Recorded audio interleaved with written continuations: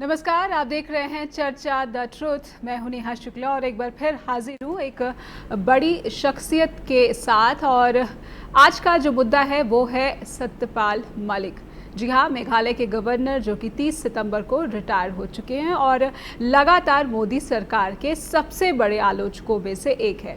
हम क्यों बात करना चाह रहे हैं सत्यपाल मलिक की? क्योंकि सत्यपाल मलिक के जो बयान रहे हैं वो विवादित बयान रहे हैं और सरकार में गवर्नर के पद पर रहते हुए और मोदी सरकार की आलोचना करने के बावजूद वो अपने पद पर बने रहे।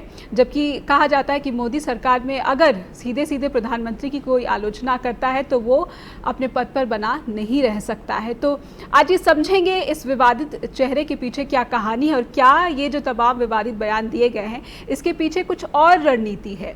हमारे साथ बने हुए हैं संदीप चौधरी जो कि सत्यपाल मलिक के पूर्व मीडिया एडवाइजर रह चुके हैं। संदीप, बहुत बहुत स्वागत है आपका चर्चा द ट्रूथ में। धन्यवाद नेहा जी। जी संदीप जी, हम बात कर रहे हैं सत्यपाल मलिक की और सत्यपाल मलिक के साथ आप रहे हैं, जुड़े रहे हैं, उनके कामकाज के तरीके को देखा है। जिस तरह से दावा करते हैं सत्यपाल मलिक कि वो किसानों के समर्थन के लिए ही मोदी सरकार के विरोध में आ खड़े हुए हैं, तो ये किसानों का समर्थन या मोदी सरकार का विरोध, दोनों में से क्या सही लग रहा है? देखिए, बहुत अच्छा सवाल है नेहा जी आपका। अगर इसकी सच्चाई आप जानेंगे तो कभी महेंद्र सिंह टिकैत जो किसानों के मसीहा रहे, किसानों की लड़ाई सारी जिंदगी लड़ते रहे, आखिरी सांस तक लड़ते रहे, कभी उनके प्लेटफॉर्म पर, उनके स्टेज पर, उनकी किसी रैली में सत्यपाल मलिक मौजूद नहीं थे। इस बात से ये पता चलता है कि इसका मतलब वो पूरे तरीके से पॉलिटिशियन थे, पॉलिटिकल पार्टीज के साथ खड़े थे, कभी भी किसानों के साथ तो नहीं खड़े थे। लेकिन हाँ, जिस तरीके से आज ये आलोचना वाली बात आती है, इसके पीछे की स्टोरी बिल्कुल डिफरेंट है। आप ये देखिए 2017 तक, 2004 से 2017 तक जब ये बीजेपी के राष्ट्रीय उपाध्यक्ष रहे, कभी किसानों की कोई बात की हो, कभी कोई किसी से लड़ाई हुई हो, कभी नहीं हुई। जब ये गवर्नर बिहार रहे तब कोई लड़ाई नहीं हुई। फिर ऐसा जम्मू कश्मीर में जाने के कुछ समय पश्चात ऐसा क्या हुआ जो लड़ाई शुरू हो गई। तो बहुत सारी ऐसी चीजें हैं जो छुपी हुई हैं। इनसे नेहा जी ये पता चलता है कि किसान हितैषी या किसानों के बेटे के रूप में या किसानों की लड़ाई लड़ते हुए ना कभी मीडिया ने ना कभी किसानों ने उनको सड़कों पर देखा होगा। लेकिन आप कह रहे हैं कि किसानों की बात उन्होंने नहीं की है, लेकिन जब किसान आंदोलन हुआ तो सबसे बड़ा जो मुखर वो रहे, मोदी सरकार के आलोचक रहे। उन्होंने कहा कि मैं मीटिंग करने गया था लेकिन 5 मिनट में ही वापस आया। सीधे सीधे एक्सेस की बात कही उन्होंने कि मैं सीधे गया मोदी जी से मिला, मैं सीधे गया अमित शाह से मिला और किसानों के पक्ष में लड़ने के लिए अब वो कह रहे हैं कि शायद राष्ट्रीय लोक दल जो है उसमें शामिल होने जा रहे हैं, सक्रिय राजनीति में उतरने जा रहे हैं और किसानों की हक की बात कर रहे हैं। और बार बार ये कह चुके हैं कि जब मैं गवर्नर के पद से रिटायर हो जाऊंगा तो किसानों का एक और बड़ा आंदोलन जो कि निर्णायक लड़ाई होगी मोदी सरकार के खिलाफ, उसमें मैं पार्टिसिपेट करूंगा, किसानों की मांग का समर्थन करूंगा। देखिए नेहा जी, बहुत अच्छा सवाल है आपका ये भी, और ये हमने सबने सुना और ये काफी वायरल भी हुआ। इस बयान से इन्होंने काफी वाहवाही भी लूटी। इसके साथ में इनका आपको याद होगा एक बात ये भी इन्होंने कही थी जब सबको लग रहा था कि मैंने राकेश टिकैत को गिरफ्तार कर सकते हैं, तो उस टाइम इन्होंने एक बयान दिया था कि मैंने फोन करके बोला कि इनको गिरफ्तार नहीं करना है, इसलिए इनकी गिरफ्तारी से जान बच गई, लाठीचार्ज होने से जान बच गई। तो मैं आपको बता दूं, ये सारी सिचुएशन तब पैदा हुई जब जम्मू कश्मीर में इनकी एज ए गवर्नर पोस्टिंग थी और उस टाइम पे नेहा जी बीच में कुछ प्रॉब्लम्स आ चुकी थी। प्रॉब्लम्स ये आ चुकी थी कि इनको हटाने का मोदी सरकार मन बना चुकी थी, और मन किस लिए बना चुकी थी वो भी मैं आपको आज बता देता हूँ। जब जम्मू कश्मीर में पोस्टिंग हुई तो वहां पे मोदी सरकार को फीडबैक मिला, एक इनपुट मिला कि करीब 200 करोड़ रुपए की डील हुई है जिसमें 200 करोड़ रुपए ले लिए गए हैं कोई प्रोजेक्ट साइन करने के। बाद में वो चीज खुलने लगी तो इन्होंने वो प्रोजेक्ट कैंसिल भी किया, और उस चीज को जब आगे बढ़ी इनको दिल्ली तलब भी किया गया। इन्होंने जम्मू कश्मीर में जाकर पत्रकारों को ये नहीं बताया मुझे तलब क्यों किया गया था, बल्कि वहां जाकर के ये बयान दे दिया कि मैंने विधानसभा भंग की थी, अगर मैं विधानसभा भंग नहीं करता तो हो सकता है अब्दुल गनी लोन की सरकार केंद्र सरकार बनवा सकती थी, मोदी जी के इशारे पर मुझे बनानी पड़ती। क्योंकि सरकार जो बर्खास्त हुई थी वो महबूबा मुफ्ती की हुई थी। तो यहाँ से इन्होंने एक तरीके से मोर्चा खोल दिया था मोदी सरकार के विरुद्ध, और इस तरीके के सोचे समझे स्टेटमेंट दिए गए जिनसे विपक्ष की सहानुभूति मिले, लोगों की सहानुभूति मिले, और लोगों को लगे कि हाँ, ये एक निष्पक्ष काम करने वाला मजबूत नेता है, मजबूत राज्यपाल है। लेकिन संदीप जी, जो आप कह रहे कि मैंने राज है जो जम्मू कश्मीर के राज्यपाल रहते हुए जो सत्यपाल मलिक ने काम किया, वो उससे पर्दा हटाने की कोशिश की है। ये 200 करोड़ की आखिर डील क्या थी? क्या करप्शन का कोई यहाँ पर मसला या खेल चल रहा था जिससे कि सत्यपाल मलिक इन्वॉल्व थे और उन्हें मोदी सरकार इसलिए वहां से हटाना चाह रही थी? देखिए, बहुत बड़ी बात है नेहा जी, ये जब जम्मू कश्मीर में पोस्टिंग हुई तो ये फुल फ्लैश वहां के गवर्नर थे, मतलब वहां पे मुख्यमंत्री भी नहीं था, तो पूरी पावर गवर्नर के हाथ में होती है।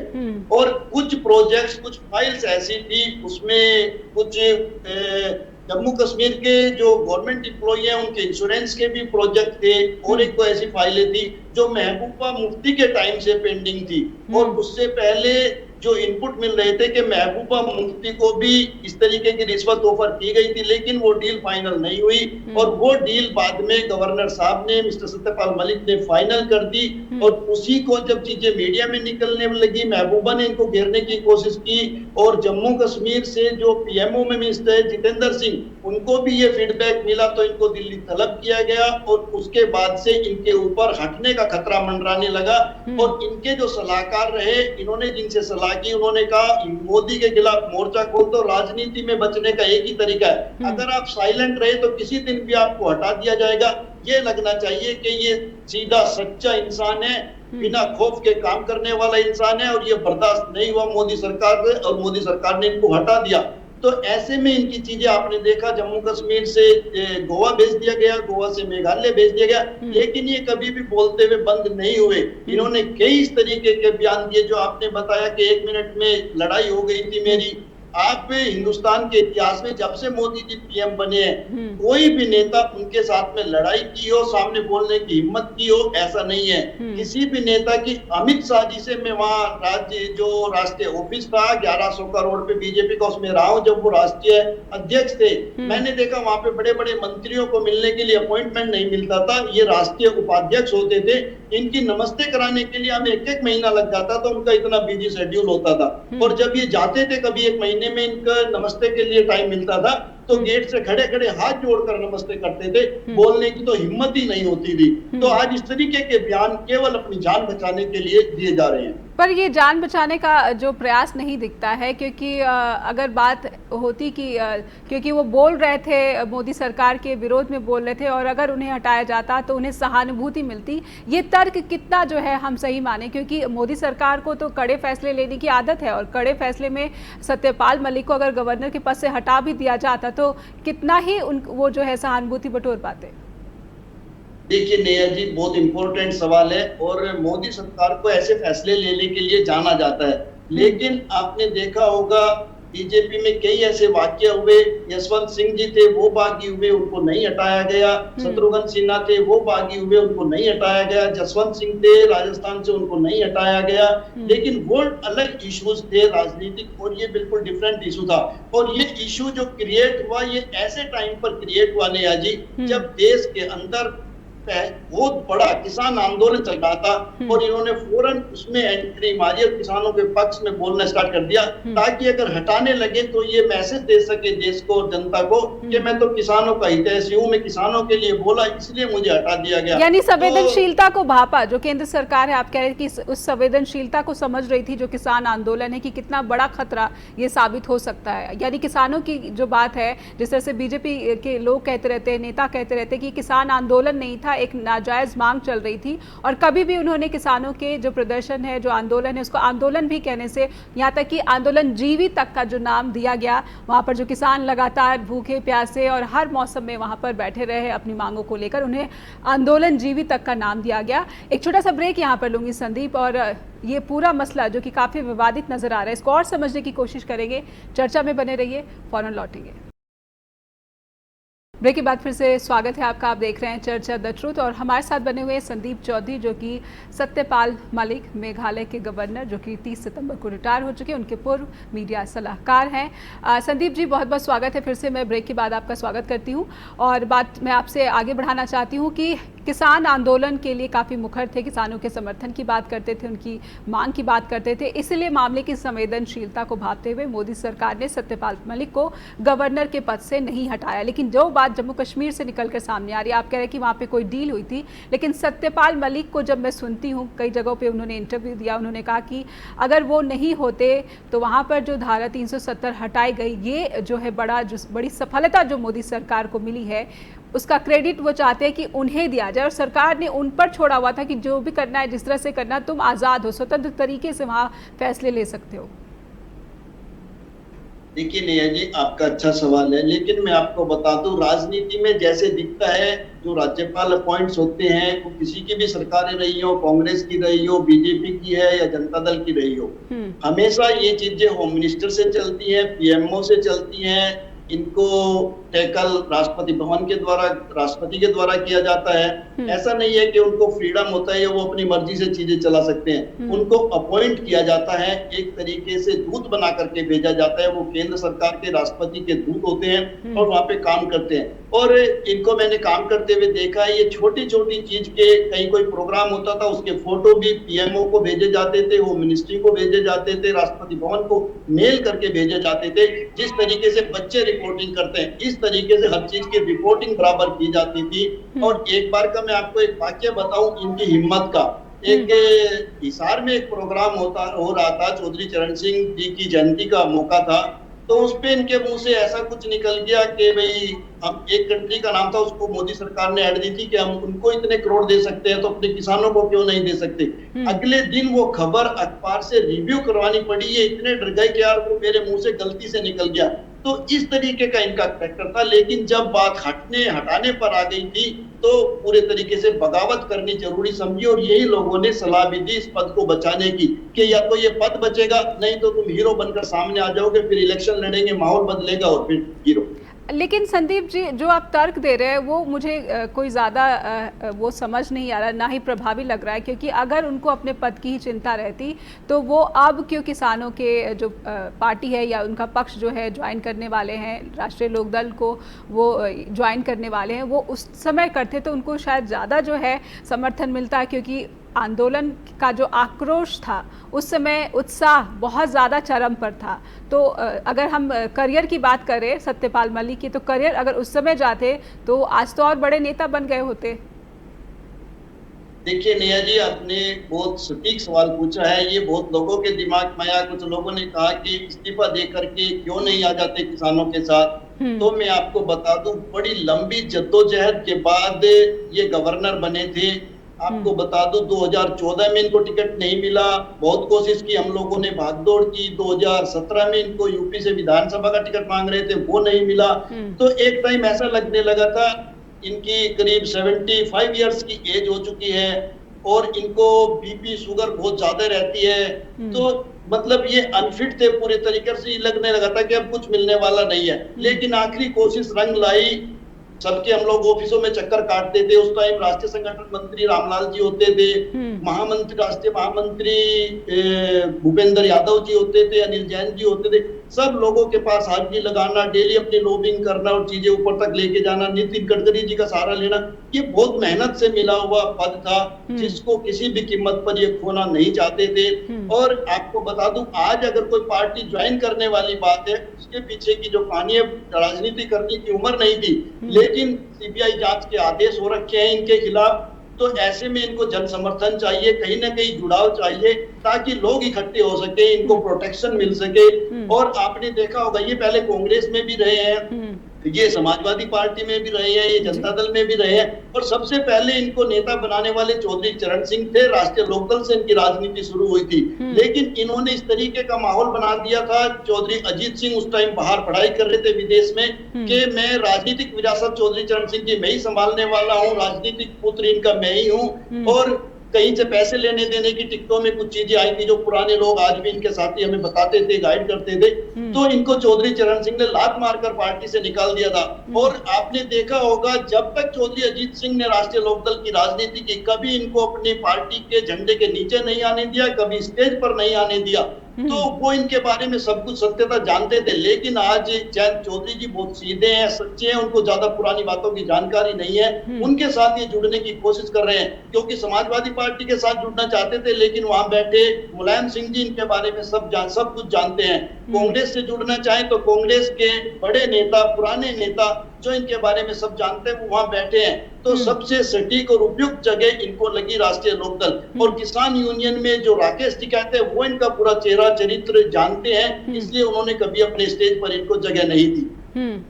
जी, तो आपको लग रहा है कि ये एक शील्ड की तरह से किसानों को बनाने की कोशिश कर रहे हैं कि अगर उनके खिलाफ कोई, जो उन्होंने पूर्व में कोई घोटाला किया है, कोई भ्रष्टाचार किया है, तो जो फंसेंगे केंद्रीय एजेंसियों की जांच में, तो ये एक शील्ड तलाश रहे हैं। आपका सीधा सीधा यही कहना है? जी बिल्कुल, ये अपना प्रोटेक्शन तलाश रहे हैं। और आपके चैनल के माध्यम से मैं बताना चाहता हूं देश की जनता को भी और जो जांच एजेंसियां काम कर रही है उनको भी, कि आप इनके साथ रहने वाले वीरेंद्र राणा की तलाश करिए। वीरेंद्र राणा से आपको सबूत मिलेंगे। इनका बेटा कबीर है, इनकी वाइफ जो इनसे अलग रहती है, आप उनका पता करिए। एक केएस राणा है इनके साथ में, विशाल शोकंद है, ये कुछ नाम चेहरे हैं। और अगर जांच एजेंसी हमारी हेल्प लेना चाहेगी तो हम उनकी हेल्प भी पूरी करेंगे। ऐसा कुछ नहीं है, चीजों तक पहुंचेंगे और चीजें सामने आएंगी निकल कर। जी, तो कहीं ना कहीं जो मोदी सरकार के सबसे बड़े आलोचक हैं, उनके भी खिलाफ आने वाले वक्त में हम देखेंगे कि केंद्रीय एजेंसियां जो है एक मसला जो पुराने दौर में हुआ है वो आगे लेकर आएगी और उसके खिलाफ जो है जांच का काम शुरू किया जाएगा। संदीप जी। जी बिल्कुल, जिसने भी जो घोटाला किया है, नेहा जी आप ये देखिए, लालू प्रसाद यादव जेल में रहे हैं घोटाला करके, ओम प्रकाश चौटाला जेल में रहे हैं घोटाला करके, ऐसे कई बड़े चेहरे और नाम हैं। हिमाचल से सुखराम का नाम आपने सुना होगा, राजा का नाम आपने सुना होगा। तमाम ऐसे नेताओं की लिस्ट है जिन्होंने इस तरीके के काम किए और वो जेलों में गए हैं। तो मैं नहीं मानता, अगर ये चीज जांच एजेंसी के पास गई है, चीजें हमारे आपके सबके सामने आएंगी और नतीजा इस तरीके का होगा। तो ऐसे में ये जो शील्ड तलाश रहे हैं और इतना बयान दिया, तो ये कोई काम नहीं आया, किसानों का भरोसा नहीं जीत पाया। आलोचना तो फिर भी होगी जब केंद्रीय जांच एजेंसियां उनके खिलाफ कोई मामला बनाएंगी, उन्हें गिरफ्तार करेंगी, तो आलोचना का सामना तो मोदी सरकार को फिर भी हर हाल में करना ही पड़ेगा। देखिए नेहा जी, फर्क होता है, एक व्यक्ति को आप पद से हटा रहे हो, ये जो गवर्नर का पद होता है, राष्ट्रपति का पद होता है, ये कॉन्स्टिट्यूशनल पद है, इन पे रहते हुए कार्रवाई नहीं की जा सकती। लेकिन इसके बाद जांच एजेंसियों को अधिकार है कि वो जांच करे कहां पे घोटाले हुए, किस तरीके का पावर का मिसयूज हुआ है, जो कि SC/ST एक्ट का भी आपने देखा होगा, इनका बिहार में रहते हुए वायरल हुआ था जी। लेकिन संदीप जी, गवर्नर बनने से पहले ये जो मामले हैं, उनके गवर्नर बनने से पहले के हैं, जो भ्रष्टाचार की बात आप कर रहे हैं, या गवर्नर बनने के बाद भी उन्होंने जो है कुछ करप्शन के जो मामले उसमें संलिप्त रहे हैं, और ये वो मामले हैं और इन पर जो है जांच एजेंसी अब जांच करने वाली। नेहा जी, ये जितने भी मामले हैं इनके गवर्नर बनने के बाद के हैं, क्योंकि गवर्नर एक ऐसी पोस्ट है जो आपके हाथ में एक पावर देती है, एग्जीक्यूटिव पावर आपके हाथ में होती है, साइनिंग अथॉरिटी आप होते हैं, और आपके ऑर्डर में वो चीज होती है, कुछ भी करवा सकती है। उससे पहले तो एक पार्टी के राष्ट्रीय उपाध्यक्ष थे, वहां पे आपके पास एग्जीक्यूटिव पावर नहीं होती, ऑर्डर देने की पावर नहीं होती। तो जितने भी काम किए, जो SC/ST का झूठा मुकदमा दर्ज करा के एक पत्रकार को जेल में डाला गया, उसकी बिहार सरकार ने भी जांच के आदेश दिए थे, राजस्थान सरकार ने भी जांच के आदेश दिए थे। बाद में इन्होंने देखा जब मामला ज्यादा बढ़ने लगा, उसको दबाया गया, उस चीज को मैनेज किया गया। गुड़गांव के अंदर इनकी एक व्हाइट कलर की क्रेटा कार में वीरेंद्र राणा ने चलते रोड से एक लड़की कविता शौकीन को अपनी गाड़ी में खींच लिया था, लेकिन आगे जाम लगा हुआ था, तो वो लड़की अपनी जान बचाकर निकलने में गाड़ी से कामयाब हुई। तो इनका जब जांच एजेंसियां जांच करेंगी, इनकी चीजें निकल के सामने आएंगी। बहुत ही बुरा चीजें हैं जो हम सोच भी नहीं सकते। इन्होंने अपने कैरियर को पूरे तरीके से हिडन करके रखा है। चलिए। आपके चैनल के माध्यम से बताते हुए नेहा जी मुझे शर्म आ रही है कि एक इतनी उम्र का व्यक्ति इस तरीके के ऑर्डर देता था, जो बिहार भवन में रहते थे या जम्मू कश्मीर भवन में रहते थे, इनके लिए लड़कियां मंगाई जाती थी। तो बहुत ही बड़ी गंभीर बात कही है हमारी आपने संदीप जी। जाती थी। जी। इनका कैरेक्टर आपके सामने आएगा तो हिल जाओगे आप। जी, बहुत ही गंभीर आपने बात कही, बहुत गंभीर आरोप लगाए हैं सत्यपाल मलिक पर। एक छोटे से ब्रेक के लिए रुकेंगे और इस गंभीर आरोप पर जो आपने लगाए हैं कुछ और विस्तार से जानने की कोशिश करेंगे। एक छोटा सा ब्रेक लेते हैं, ब्रेक के बाद फौरन लौटेंगे। ब्रेक के बाद फिर से स्वागत है आपका। चर्चा द ट्रुथ देख रहे हैं आप और आज हम एक ऐसा सच जानने की कोशिश कर रहे हैं संदीप चौधरी के माध्यम से, जो कि सत्यपाल मलिक के पूर्व मीडिया सलाहकार रह चुके हैं। एक बहुत बड़ा गंभीर आरोप उन्होंने सत्यपाल मलिक पर लगाया। संदीप चौधरी जी, हम आपसे जानना चाहेंगे कि आपने कहा कि गवर्नर पद पर रहते हुए सत्यपाल मलिक क्या जो राजभवन है इस तरह के वहाँ पे कारनामे होते थे, क्या इस तरह की घटनाओं को अंजाम दिया जाता था, वारदातों को अंजाम दिया जाता था? थोड़ा सा सच्चाई जो है हम विस्तार से समझना चाहेंगे कि शुरुआत कहाँ से हुई। हेलो नेहा जी, आप मुझे सुन पा रहे हैं? संदीप जी, समझना चाहूंगी कि आपने जो गंभीर आरोप लगाए ब्रेक पर जाने से पहले, ये आरोप ये कब से शुरुआत हुई? राजभवन जो कि इतना पवित्र स्थान होता है, एक पूरे राज्य को जो प्रतिनिधित्व मिलता है राजभवन से, आपने कहा कि दूत की तरह ये काम करते हैं, और अगर राजभवन जैसी जगह पर इस तरह से अपवित्र घटना हो रही थी तो ये शुरुआत कब से हुई और आप क्या इस घटना के वक्त उनके साथ थे? बिल्कुल मैं साथ था और मैं आपको थोड़ा डिटेल में बताना चाहूंगा नेहा जी, जो कि बहुत बड़ा इशू है। देखिए, गवर्नर सत्यपाल मलिक को ये तो आप जानते हैं कि वो कांग्रेस में रहे, कई दलों में रहे, जो राजनीतिक पृष्ठभूमि जितना आपको दिखाया गया उतना आप जानते हैं, लेकिन आप ये नहीं जानते कि उनकी शादी इकबाल कौर से जो प्रोफेसर थी उनसे हुई थी। उनका एक बेटा था कबीर, है अभी कबीर है। तो उन्होंने इकबाल कौर जो प्रोफेसर थी वो इनसे अलग रहने लगी, इनको छोड़ दिया केवल इनकी रंगीनियों की वजह, क्योंकि हरियाणा की एक लड़की जो मलिक गोत्र की ही थी, जबकि जाटों में सेम गोत्र में भाई बहन समझा जाता है, उसके साथ ये रिलेशनशिप में रहने लगे। उन्होंने एक बेटी गोद ले ली जिसका नाम ईशा है, वो अभी आरके पुरम में ही रहती है। तो ये इनका जो पारिवारिक हिस्ट्री है वो ये है। और उसके बाद जो चीजें हमने देखी, इनका एक बाड़मेर की महिला जिसके चक्कर में दुर्ग सिंह जो पत्रकार थे उनको जेल में डाला गया, उनका नाम प्रियंका चौधरी है। या तो वो प्रियंका चौधरी राजभवन में रहती थी या हम लोग काफिला लेकर पूरा गवर्नर का वो बाड़मेर रहते थे। तो ये चीजें ज्यादा होने लगी। वहां पे कुछ पत्रकारों ने इस तरीके के सवाल किए, उस टाइम फिर दुर्ग सिंह को जेल में डाल दिया गया।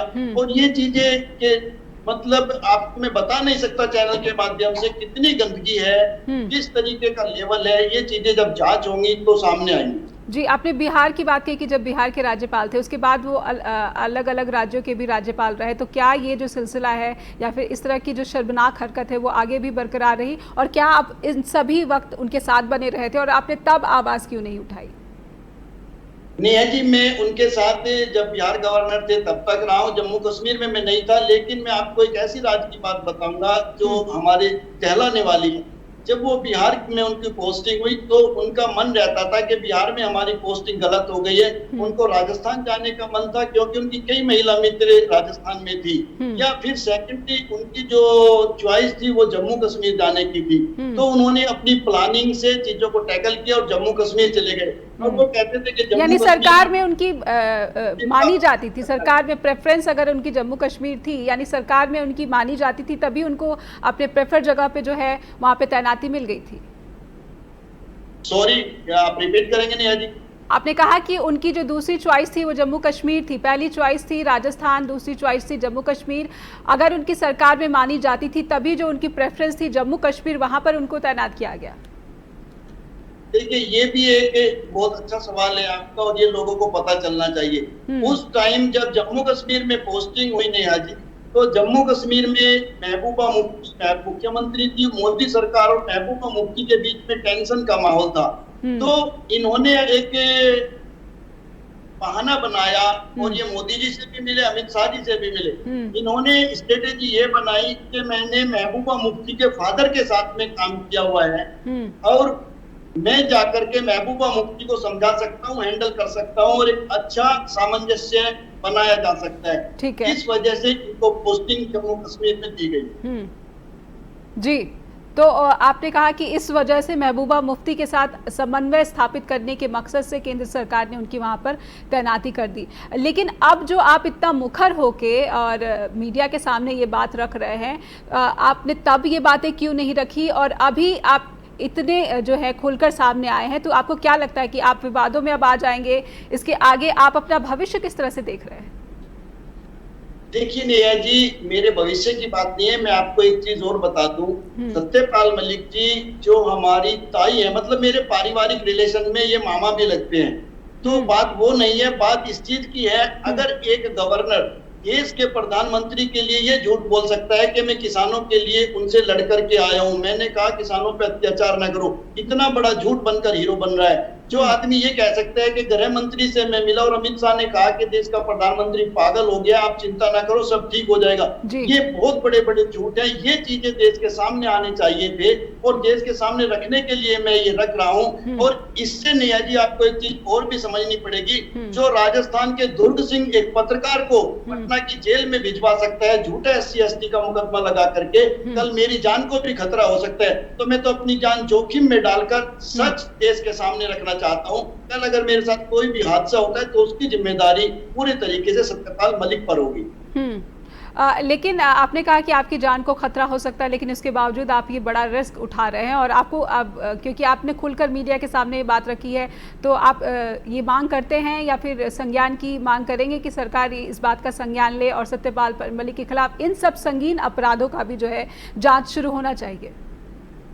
देखिए नेहा जी, बिल्कुल इन चीजों पर जांच होनी चाहिए। और जैसे जो गुड़गांव से लड़की को उठाने का मामला था इनकी व्हाइट कलर की कैरेटा में, मैं उसमें मदद करने को तैयार हूं। जो जम्मू कश्मीर में जो पैसा जो सरकार को इनपुट मिले हैं कि वहां पे घोटाला हुआ है, मैं उसमें मदद करने को तैयार हूं।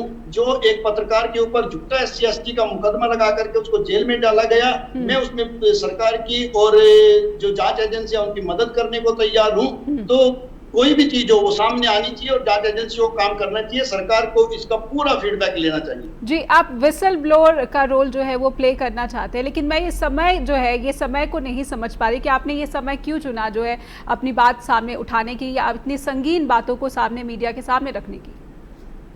देखिए ये बहुत इंपॉर्टेंट आपने सवाल किया नेहा जी। मैं आपको बता दूं, ये जो पोस्ट होती है गवर्नर की, ये कॉन्स्टिट्यूशनल पोस्ट है, संवैधानिक पद है।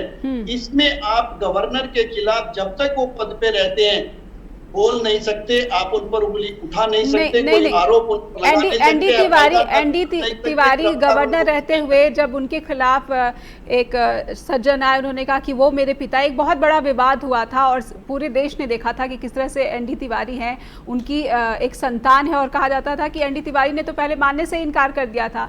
तो पद चलो गरिमामय ये पद है, लेकिन जब बात अपराध की आती है या फिर कानून की आती है तो फिर देश के संविधान, देश के कानून के लिए सभी जो नागरिक है वो एक समान है।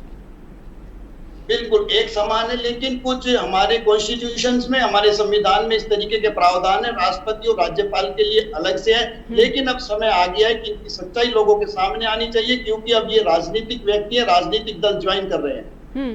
ऐसे में संदीप जी, वो लोग जो कि सत्यपाल मलिक की बातों को सच मानते हैं, आपकी बातों को सुनकर उनको ये जरूर आभास होगा कि आप मोदी सरकार की जुबान बोल रहे हैं।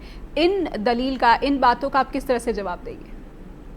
देखिए ये भी आपका बहुत अहम सवाल है, हो सकता है लोगों के दिमाग में ये चीज आ जाए। मैं आपको बता देता हूँ, इन्होंने विज्ञान भवन में जाट संसद के बीच में खड़े होकर कहा कि अब आपका बेटा राष्ट्रपति भवन में, राजभवन में है, राज्यपाल है, आप लोग आइए, आपको उन कमरों में ठहराऊंगा जहां राष्ट्रपति और प्रधानमंत्री ठहरते हैं। आप मुझे एक व्यक्ति हिंदुस्तान में से नहीं दे सकते जिसे इन्होंने अपनी कौम के व्यक्ति को उन कमरों में ठहराने का काम किया हो। मैं आपको नेहा जी एक चीज बताना चाहता हूँ, रोहतक के पास एक गांव है जहां से इनके परिवार निकला था। उस गांव में इन्होंने यही डायलॉग, इनके कुछ पेट डायलॉग है, जैसे ये डायलॉग हो गया, दूसरा कुंडलीजा राइज का हो गया, तो कुछ चीजें हैं जो ये हर जगह बोलते हैं। तो वहां से कुछ लोग बिहार राजभवन पहुंचे, उन्होंने वहां पे फोन किया, उनको लगा हमारे ताऊ जी गवर्नर बने हुए हैं, तो उन्होंने जाके फोन किया कि सर हम लोग ऐसे ऐसे आए हैं। मैंने फोन रिसीव किया तो उन्होंने कहा अरे पागल हो गए ये, कई गवर्नर से ऐसे मिला जाता है, राष्ट्रपति उसमें राजभवन में ऐसे आया जाता है, इनको बोलो राज्यपाल साहब तो दिल्ली में है, तो वो लोग बेचारी पता नहीं कहीं सड़कों पे घूमते रहे होंगे, कैसे उनकी वापसी हुई होगी। तो इनका चाल चरित्र चेहरा बिल्कुल डिफरेंट है। पब्लिक में जाकर अच्छी अच्छी बातें करना, अच्छे शगुफे छोड़ना इनकी हॉबी में शुमार है। जी, एक छोटा सा ब्रेक लेंगे संदीप जी, और मन में कुछ और सवाल आ रहे हैं, उन सवालों के जवाब भी तलाशेंगे। एक छोटा सा ब्रेक लेते हैं, फौरन लौटेंगे। ब्रेक के बाद फिर से स्वागत है आपका। आप देख रहे हैं चर्चा द ट्रुथ, और आज एक सच जानने की लगातार कोशिश हो रही है कि सत्यपाल मलिक जो किसानों के हितैषी खुद को कहते हैं, क्या किसानों के हितैषी हैं या नहीं है, ये सच हम जानने की कोशिश कर रहे हैं संदीप चौधरी से। संदीप जी, आपने कहा कि ये समय शायद आपको सही लगा, और ये तमाम राज जो सत्यपाल मलिक के आप जानते थे, अब वो खुलकर सामने रख रहे हैं, और तमाम अगर जांच चलाई जाएगी तो आप उसका हिस्सा बनने के लिए भी तैयार है। आपने अपनी जान की जोखिम की भी बात कही है। सत्यपाल मलिक के बारे में मैंने कहा कि वो लोग जो उनकी बातों को सच मानते हैं, उनको आपकी बातों से शायद इत्तेफाक नहीं होगा, वो शायद आपकी बातों को झूठ मानेंगे। इसके बावजूद अभी जो किसान वहाँ पर राष्ट्रीय लोकदल है वो ज्वाइन कर रहे हैं, और आपको लगता है कि इन सब आरोपों का वहाँ पर कोई ज़्यादा बड़ा फर्क पड़ेगा, क्योंकि वो जो समाज है किसानों का वो पहले से ही मोदी विरोधी है? देखिए नेहा जी, बहुत अच्छा सवाल है आपका। फर्क पड़ना ना पड़ना डिफरेंट चीज है। आपने देखा होगा हरियाणा के अंदर गोपाल कांडा, जिसके ऊपर नीतिका शर्मा के मर्डर का, रेप का चार्ज था, वो विधायक बन गया, चुनाव लड़ा। ये एक डिफरेंट चीज है। लेकिन हम आज बात कर रहे हैं ट्रुथ की, सच्चाई की, किसानों को वो चीज बताने की, देश को वो चीज बताने की कि एक व्यक्ति देश के गृह मंत्री को गलत बता देता है, प्रधानमंत्री को गलत बता देता है, जिन्होंने उसको राज्यपाल बनाया था, और आज वो हितैषी किसानों का बनता है। आप ये बताइए, 75 साल की उम्र हो गई है, काफी लंबे समय तक राकेश टिकैत ने किसानों की लड़ाई लड़ी, कभी उनके साथ नहीं रहे, महेंद्र सिंह टिकैत के साथ कभी खड़े दिखाई नहीं दिए, कभी कोई आंदोलन खुद से इन्होंने किसानों के लिए नहीं किया। तो ऐसा क्या हुआ, जब ये प्रॉब्लम खड़ी हुई इनके सामने, उस टाइम इन्हें किसानों की याद आने लगी, उस टाइम इन्हें अपनी कौम की याद आने लगी। आपको एक इतनी बड़ी सच्चाई बताऊंगा, इन्होंने जब अपनी ही गोत्र की महिला के साथ शादी कर ली, रिलेशनशिप में आ गए मलिक गोत्र की, तो मलिक गोत्र ने इनका हुक्का पानी बंद कर दिया। और नेहा जी, जो इनका अपना गांव है हिसावता, बागपत में पड़ता है, वहां की सारी जमीन बेचकर ये आरके पुरम दिल्ली में रहते हैं। गांव के लोगों ने और सबने इनसे एक तरीके से कट ऑफ किया हुआ था, और मेरे पास एज ए मीडिया एडवाइजर ये जिम्मेदारी थी कि मेरी कोई भी निगेटिव चीज बाहर नहीं निकलनी चाहिए, अखबारों में नहीं छपनी चाहिए। और आपने देखा भी होगा, जब तक ये राज्यपाल बने, राज्यपाल बनने से पहले कभी आपने ये नाम भी नहीं सुना होगा, जब ये राष्ट्रीय उपाध्यक्ष के पोस्ट पर थे, ये सब मीडिया से भी बचते थे और चीजों को बड़े तरीके से मैनेज किया हुआ था। पर आप साथ ही ये कहते हैं कि नितिन गडकरी के काफ़ी करीब थे, और नितिन गडकरी की जो छवि है वो तो बहुत ही स्वच्छ छवि है, और एक स्वच्छ छवि का नेता, क्या इस तरह से जो आप आरोप लगा रहे हैं कि इतने करप्ट हैं वो, चाहे वो महिलाओं की बात हो, चाहे वो पैसों की बात हो, नितिन गडकरी की आंखों में वो धूल झोंकते रहे? देखिए, बहुत अच्छी बात है, जिस तरीके से मीडिया को भी हवा नहीं लगी इनके पर्सनल लाइफ की या दूसरी चीजों की, उसी तरीके से इन्होंने राजनीति करने के लिए, नेहा जी एक अंदर की बात आपको बता देता हूं, जब आप राजनीति करते हैं, नेशनल लेवल पर राजनीति करते हैं, तो नेशनल जो पार्टीज होती है, जो राष्ट्रीय पार्टी होती है, उसमें देश के हर स्टेट से एक बड़ा नेता होता है। तो इन्होंने पश्चिम उत्तर प्रदेश से या उत्तर भारत से नेताओं को सिलेक्ट नहीं किया किसके साथ तक के आगे बढ़ना है। इन्होंने नितिन गडकरी जी को सिलेक्ट किया हुआ था, नितिन गडकरी जी के साथ में अपनी नजदीकियां बढ़ाई, राजनीति में अपना कद बढ़ाने के लिए, आगे बढ़ाने के लिए, और एक उमा भारती जी के साथ इन्होंने अपना कद बढ़ाने के लिए और राजनीति आगे बढ़ाने के लिए चीजें कैरी फॉरवर्ड की। जी, एक मेरा ये सवाल कि अगर आज के समय में उनके खिलाफ कोई जांच होती है तो एक आक्रोश, गुस्सा जो है वो देखने को मिलेगा, क्योंकि तमाम जो विरोधी दल हैं, जो विपक्षी दल है, उनके नेताओं पे ही ईडी कार्रवाई कर रही है, सीबीआई कार्रवाई कर रही है, और एक ये, और अगर इस तरह का कोई मामला सामने आता है तो ये एक और इसी दिशा में एक कार्रवाई मानी जाएगी। तो एक बड़ा बदलाव जो है, जितने संगीन आरोप हैं, इसमें लगता नहीं है कि कोई नुकसान जो है सत्यपाल मलिक का खास हो सकेगा, अगर मैं एक राजनीतिक निधि के तौर पर, एक किसान नेता के तौर पर उन्हें देखती हूँ। देखिए नेहा जी, किसान नेता के तौर पर भी हमें देखना चाहिए, पॉलिटिकली भी हमें देखना चाहिए, लेकिन अगर जांच एजेंसियां जांच करती हैं और आपको अभी याद होगा अर्पिता मुखर्जी के घर में से नोटों के गड्डी मिलती हैं, तो मंत्री की जांच जाती है, मंत्री को हटा दिया जाता है और उसके खिलाफ जांच होती है। यही चीजें मैं आपको बताने की को साथ में जो लोग लगे हुए हैं जिनके पास साइकिल नहीं थी, जो इनके साथ काम कर रहे थे, कोई ये कर रहा था, कोई ड्राइवर था, आज अगर वो ओडी में घूम रहे हैं, क्योंकि इनका पारिवारिक सर्कल बिल्कुल डिफरेंट है, इनकी मैडम अलग रहती थी, कबीर इनका बेटा वो इनकी नेचर को पसंद नहीं करता, वो अलग रहता था।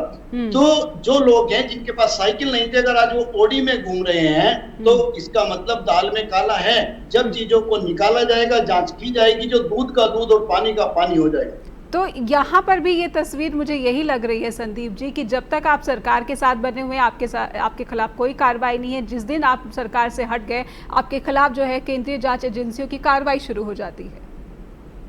देखिए, हर जांच का एक समय होता है, जब वो सही समय आता है, चीजें अनुकूल होती हैं। अगर आप पावर में बैठे हो तो पावर में बैठे हुए आप जांच को भी प्रभावित कर सकते हो। तो इसमें चाहे बीजेपी के नेता हो, कांग्रेस के नेता हो, दूसरे दलों के नेता हो, नेहा जी, जब जब इन पे गाजगिरी जांच हुई, क्या बीजेपी के नेता जेल नहीं गए? क्या बीजेपी के भी नेता जेल गए हैं, कांग्रेस के नेता भी जेल गए हैं, जनता दल के नेता भी जेल गए हैं, दूसरी पार्टियों के नेता भी जेल गए हैं। जब जांच हुई है और जब निष्पक्ष लोग पाए गए हैं तो वो बरी भी हुए, उनके ऊपर कोई केस भी नहीं हुए। तो चीजें हमारे आपके सबके सामने आएंगी। ये जांच एजेंसियों का काम है, जांच का विषय है। दूध का दूध और पानी का पानी हो सकता है। आपके मुताबिक वो करप्ट भी रहे, वो महिलाओं के साथ अभद्रता की बात है उसमें भी संलिप्त रहे, इसके बावजूद बीजेपी के केंद्रीय नेतृत्व से करीबी रिश्ता बनाने में कामयाब रहे। यानी ये आपकी बात ये सच्चाई फिर से सामने लाती है कि करप्ट और इल्लीगल गतिविधियों में शामिल रहने के बावजूद आप बीजेपी जैसी पार्टी, जो कि देश की सबसे बड़ी, दुनिया की सबसे बड़ी पार्टी खुद को बताती है, उसके केंद्रीय नेतृत्व से करीबी रिश्ता बना सकते हैं। जी नेहा जी, बिल्कुल। जिस तरीके से उन्होंने राष्ट्रीय लोकदल से अपनी राजनीति स्टार्ट की थी, फिर वहां पे कुछ इश्यूज हुए, चौधरी चरण सिंह ने उनको वहां से निकाल दिया। उसके बाद वो कांग्रेस में भी गए, उसके बाद वो समाजवादी पार्टी में भी गए। वहां जहां भी उनके साथ इश्यूज क्रिएट किए, फिर वहां से निकाल दिया गया। और फिर एक लंबे गैप के बाद उन्होंने भारतीय जनता पार्टी ज्वाइन की थी। और जब से भारतीय जनता पार्टी उन्होंने ज्वाइन की थी, वो एक तरीके से हाइड होकर के राजनीति कर रहे थे, मीडिया से बचकर के राजनीति कर रहे थे, स्टेज से बचकर के राजनीति करते रहे और चुप अपनी लड़ाई लड़ते रहे। और बाद में वो गवर्नर बनने में कामयाब हुए।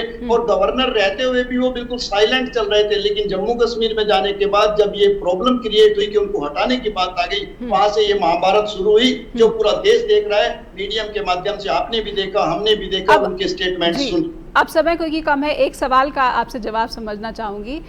किसान नेता की भूमिका में वापस लौट रहे हैं उत्तर प्रदेश की राजनीति और पश्चिम उत्तर प्रदेश की राजनीति, जिसे किसानों के मसले को देखते हुए अहम माना जाता है। वहाँ पर राष्ट्रीय लोकदल में शामिल हो रहे हैं, तो एक बड़ा खतरा भी है जो कि केंद्रीय नेतृत्व जो बीजेपी की है वहाँ पर, उसको शायद यहाँ पर महसूस हो रहा है। हो सकता है कि ये सारा का सारा जो आप आरोप लगा रहे हैं, ये भी किसी स्ट्रैटेजी या फिर रणनीति के तहत लगाया जा रहा हो। देखिए नेहा जी, किसी स्ट्रेटेजी इसमें कोई नहीं है। जो सच्चाई है वो सामने रख रहे हैं, क्योंकि हमें कुछ इससे लेना देना नहीं है। लेकिन जिस तरीके से उन्होंने बातें रखी, उसी तरीके से हमने बातें रखी। चेहरा क्लियर होना बहुत जरूरी है। और रही बात वो लोकदल में रहेंगे या लोकदल उनको नहीं रखेगा, साइड करेगा, क्योंकि जयंत जी को भी अभी पूरे तरीके से सारी पिक्चर क्लियर नहीं है। और आपको एक राज की बात बता दूं, लोकदल में वो इसलिए आ सकते हैं क्योंकि एक राष्ट्रीय महामंत्री है त्रिलोक त्यागी जी से सत्यपाल मलिक की नजदीकियां बहुत पुरानी है।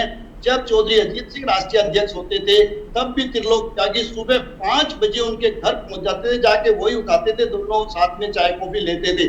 और राष्ट्रीय लोकदल की जितनी भी स्ट्रेटेजी होती थी वो सारी वहां पर लीक कर दी जाती थी। और यही रीजन रहा, चूंकि चौधरी चरण सिंह ने सत्यपाल मलिक को पार्टी से निकाला था और इनका अंदर मकसद था कि राष्ट्रीय लोकदल को एकदम जीरो पर ले जाकर खड़ा करना है। और ये कहीं न कहीं इस मकसद में अपने कामयाब हो गए थे। इन्होंने राष्ट्रीय लोकदल को जीरो पर ले जाकर के खड़ा कर दिया था। लेकिन जब से ये फंस गए हैं षड्यंत्र में, जो केंद्र सरकार के साथ इनकी जो चीजें चल रही है, तब इनको फिर अब एक सहारे की जरूरत है और कोई दूसरी पार्टी ने इनका हाथ नहीं पकड़ा। आपको बता दूं, राजीव शुक्ला से भी इन्होंने जम्मू कश्मीर का गवर्नर रहते हुए मीटिंग की थी, लेकिन एक नाम मेरे मन में आ रहा है, एक नाम मेरे मन में आ रहा है, अमित शाह, जिनको कि देश के चुनाव मैं कहूंगी राजनीति का चाणक्य कहा जाता है। क्या राजनीति का चाणक्य सत्यपाल मलिक का जो सही चेहरा है, जो सच्चा चेहरा है, वो नहीं समझ पाया?